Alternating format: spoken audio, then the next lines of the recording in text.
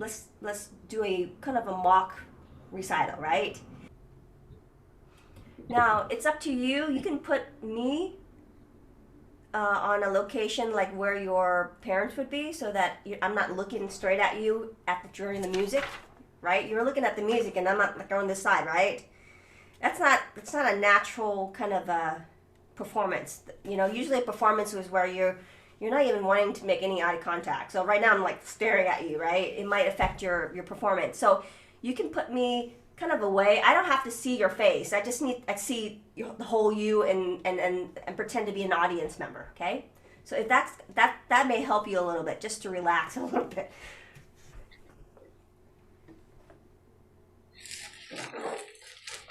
Yeah, you can put me on the sofa or something on top of some pillows. There you go. That's better. If you're gonna do that, make sure the stand is on the right side. So if I'm the audience member, just think of the line of the front of the stage. So you put the stand on the other side, right? Because I don't want to see the back of your violin. I want to see. So put it on this side, to the right side.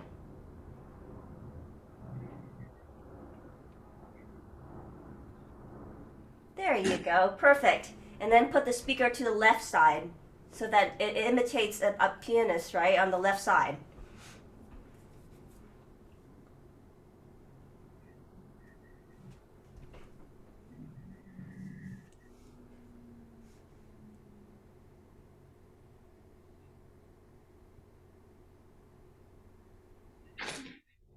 Okay, so we're gonna do a sound check, because I'm not sure that you know, even though it's the speaker is on the chair, it might not be close enough, right? You might need to put the speaker right on the stand, like I do, because your stand is pretty tight, like mine, right? You bought the same stand, so mine, I put a speaker on it. It doesn't fall or anything. Do that, because it's only a one pager. It's not like 3 pages, so it's not going to obstruct some of the notes on the page.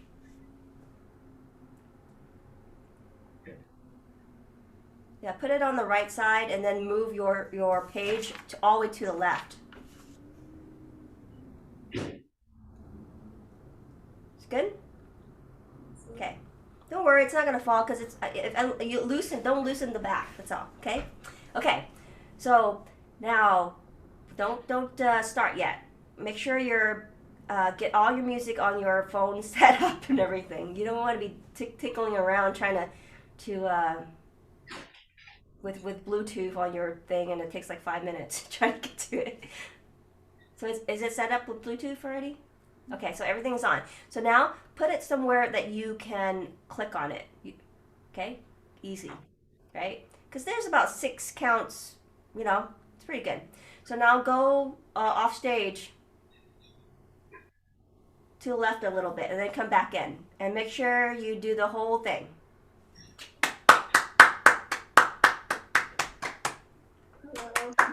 Well, yeah, make sure when you come in, if people clap, what do you do? Bow. Okay. And then you can also what? Now, because you don't have anyone, I don't have a program in front of me, right? So you're just gonna you don't have to introduce yourself, because your family knows who you are, but just let them know the name of the piece and the composer. So you can say, you know, Mom and Dad, I'm playing the Swan by Saint-Saens. The end. Okay? Okay, so let's do this again. Let's get in the habit of doing this.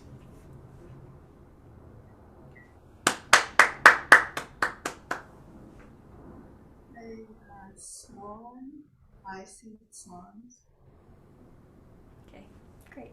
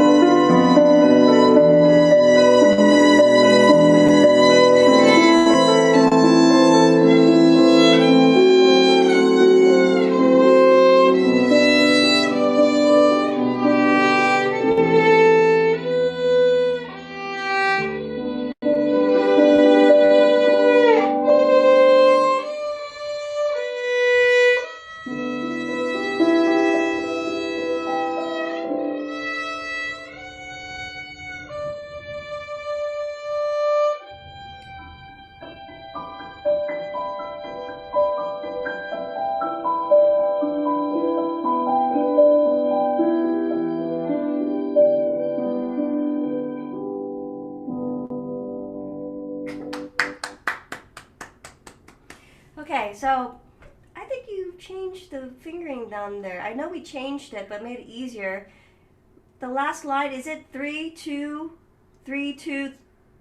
Let me say 3 2 3 1 2.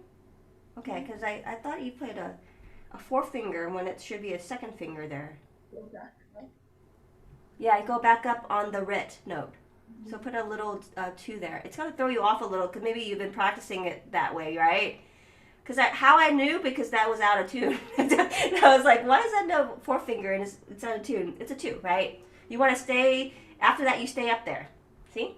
Okay? So I think I heard it twice, going up and down twice there too. I thought that was kind of weird in the recording, right? Okay, overall, again, I think you are ready for a performance. You definitely show that. Have a seat for a minute, so you're not standing while I'm talking. Just for a minute, okay? And then we're gonna have this again. This thing again. So a few things. Definitely, there was a little nervousness, and you did a little bumpy kind of, I don't know, accidental touching of another string, and it threw you off a little bit, right? From not the beginning, the second line, at the end of second line, right? But I was so surprised how good that sharp sound. That sharp was very in tune, and it was dynamically played. So you had the idea of it, but then you something happened where you touched the string because you were nervous or something. Your vibrato jumped your strings or whatever, and then you were off just a little bit, but you were playing through it, right? No big deal. So it was like one of those little fumbles that didn't really matter because you're still in time, right? Okay, now definitely that vibrato and dynamic into that long note that's cut into halves. It was great. That was like the moment where people are like, wow, that's so beautiful right there, right? That is the most beautiful spot, is that big crescendo of that one long note. It's just long, and then you did work on those spots where there's a rest. You didn't overplay the note and then weren't prepared for the next measure. You were always prepared. That was great. It's like it was evenly played, right amount of length where you retake and it was the right amount. You know what I mean? Okay. So one thing about criticism, because I haven't had you stand up playing as much. You've been sitting, right? Is that you lean in with your elbow into your body. And that's not a good posture for violinists, is to have that laziness look, right? Where you're leaning in your arm into your body while you're playing like this. So make sure there is a little space there, and you're not having the violin just playing kind of like sideways. You're playing, your body's a little crooked. You don't want scoliosis, do you, for your spine? No. So you want your spine to be straight, and so don't do that. Just purposely trying to make your body crooked, right? It's also called a lazy violinist. If some people do that, they're like, I don't really want to play, but you don't want that, right? Not that you're lazy, okay? So I know you're tall, and maybe the stand is too low still. It needs to be a little bit higher. Remember, it should be where your eyes are looking down a little bit, but not like down here, right? And then your scroll is going to be like down below, like down here. Of course, you're going to hit your elbow in your body, you know what I mean? So let's fix that. Let's make sure that your stage is set up a little more. Is there something else you can put up below the stand where it will top over? You must have a textbook somewhere.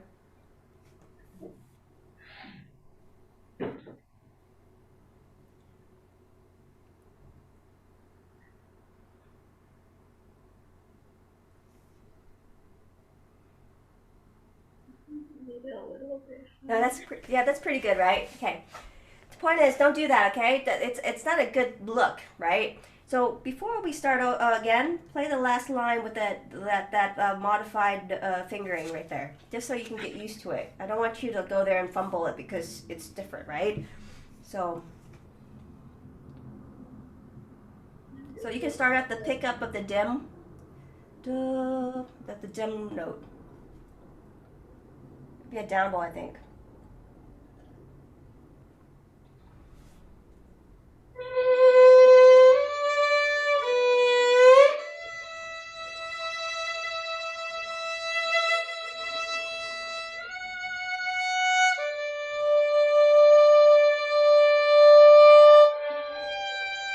Yeah, you started on the wrong, ended on the wrong bow as well because you were going towards the frog, and it's hard to control as well as get softer while you're going towards the frog. So somewhere I didn't look up when you didn't follow somewhere. I don't know which note you didn't slur or you didn't play the right bowing. I think it's probably that the measure before the last line. What do you think? Let's practice that a little bit. Okay, so play from the fourth finger right there.